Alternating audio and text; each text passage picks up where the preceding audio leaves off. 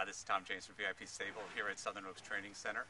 We're actually sitting here on the track at the training center on a beautiful Tuesday afternoon. Right now, we just finished training. John just finished training the 2-year-olds and some of the 3-year-olds today.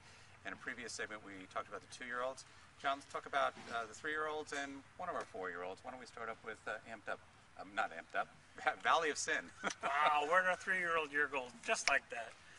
Valley of Sin. We got him back down here after he had his fraction collar bone repaired there at New Bolton Center. I thought it would be more conducive to his training coming back down here in the warmer weather, softer tracks instead of frozen tracks, and be able to put him on more of a regimented program. And it worked out well this year so far, simply because of the way Mother Nature has thrown her hat into the ring up there. It's kind of thrown everybody for a loop. But he's back jogging today. We jogged him 3 miles. We'll probably continue to jog him 3 miles for the rest of this week, and then increase his jog miles by a half a mile a week to where we're up jogging 5 miles. At that point, we'll re-X-ray, send up to Drs. Patty Hogan and Dean Richardson, who was at New Bolton Center, who did perform the surgery, and see if it warrants how we can press going forward with them. So, and we have the benefit that I'm in the shed row here with Eddie Lohmeyer, and he is married to Patty, so she comes down, twice or 3 times a month or so we can have somebody resident kind of check in and see how the progress is going as well. Yeah, he looks fine. Just walking around, jogging around up there, he looks fine. So, knock on wood, so far, so good. Now, why don't we go to some of the 3-year-olds? Why don't we go over to the other trotter, Amped Up Hanover? We did not train him today. I've been back around 220, and that's where everybody trained here again today. Everybody's been in 20. Was a little unhappy with how he jogged back after we trained him the other day. And I don't know if he tweaked an ankle or not a little bit. Doc Mather went over him, looked at him, and we injected a hind ankle and jogged him myself yesterday and watched him jog today, and everything was fine. So we'll just kind of one of those routines. Yep. Keep an eye on things and not push him. Well, most likely he's scheduled to train tomorrow, and we'll train him right back around 220.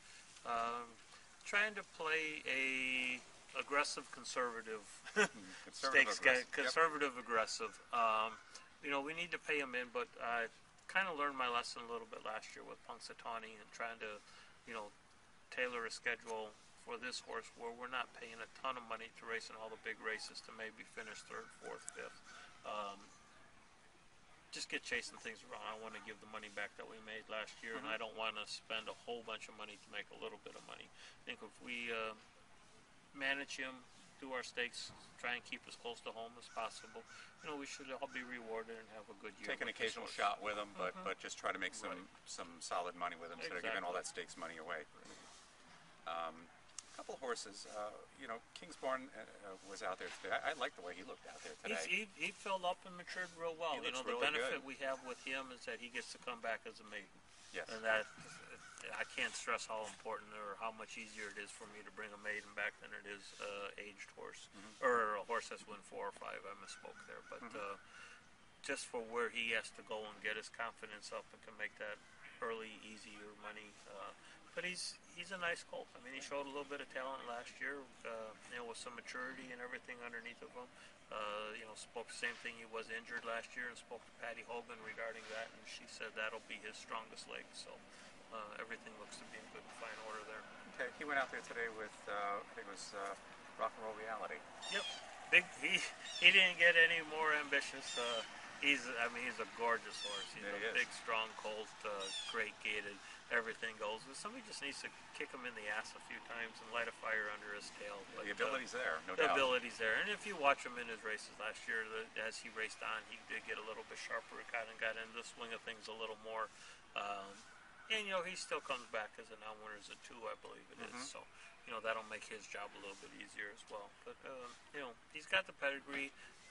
Just need get a little oomph going here. Got to get the desire a little bit more. How about Sterling Cadillac? Coming back well too. He's not going to be a real big horse. We shut him down. He got a little colt sore on us. Nothing major. No big problems. Trained back. Everything's going good.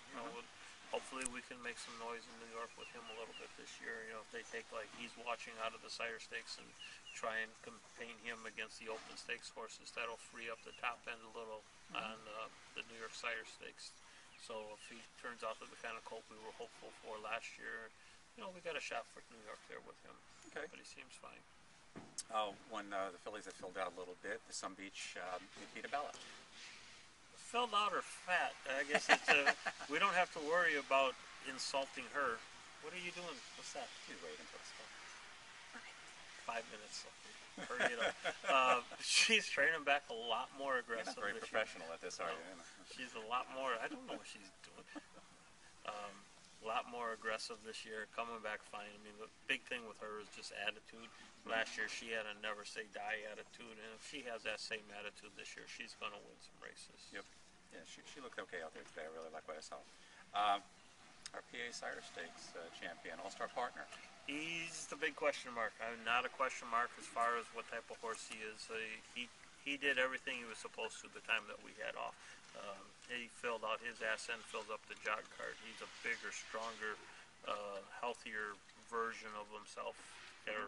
He's a really good-looking animal. He did everything. We're been in 220 real easy, which it's supposed to be easy. I mean, there's a colt that paced in 51 last year. So everything's coming back good now. Everything looks real good on him. And it's a matter of wait and see. There's been there's more disappointments than there are success stories coming back as 3-year-olds. I have no reason to believe that he won't come back good and strong.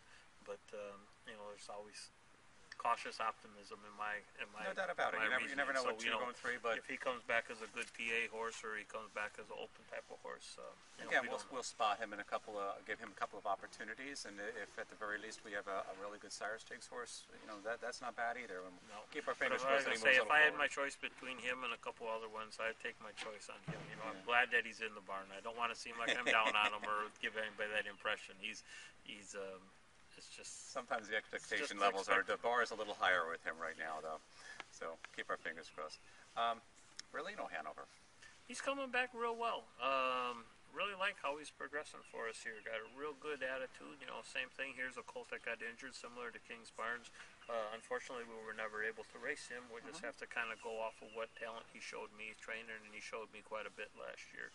And he's showing me that same talent training back here this year. He's a bigger, stronger version of himself, medium-sized colt, and get to bring back a maiden as well. And Pennsylvania bred on top of it. So all pluses. You look good out there. A couple of horses that we still have back in Pennsylvania, Arroyo Blue Chip. Yeah, we were looking at maybe sending her out to Illinois to race starts. in some easy starts, and that's another mess. That's worse than the weather out there. We entered her again this morning for the Meadowlands. I mean, she was hindered by an outside post and kind of went around there. Hopefully we draw in the right division. She can put, a foot forward in the right direction, and then they've reformatted a little bit the Ontario Sire Stakes again. We've paid her into those, so get some races into her here and look to either turn her over if we need to or send her on up there and give her some opportunities to race in Ontario. Then how about Unadorned? He will be entered. No, he's racing tonight. He's at Yonkers. He's got the 8-hole tonight. Yeah, he's a nice little colt. I mean, he showed me a lot training down last year. Probably started him out over his head a little bit, and kind of probably poor management decisions, possibly on my part. I was pretty high on him. The other horses were doing good.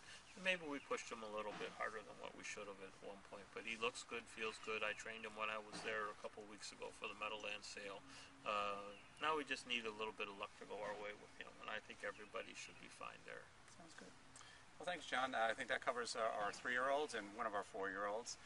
Again, this is Tom James along with John Butenschoen at Southern Oaks Training Center in beautiful Sorrento, Florida. We'll see you next time. Are we good on time?